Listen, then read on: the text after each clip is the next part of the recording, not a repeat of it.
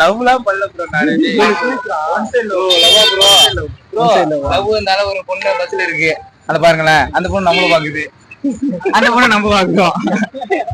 அதான் bro love. என்ன சொல்றேன்?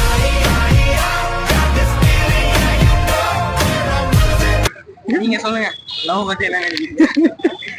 ஆஹா, கிளம்பிட்டாயா கிளம்பிட்டாயா. என்ன சொல்றது இப்ப நான் என்ன உங்கள்ட்ட சொல்றது? என்ன நினைக்கிறீங்க லவ் பத்தி? அப்படி கேளு. சொல்லுடைய கருப்புட்டி தாங்கவே உண்மையில கொடுக்கல உம்மா தெரியாது. சிங்கிளா ப்ரோ நீங்க?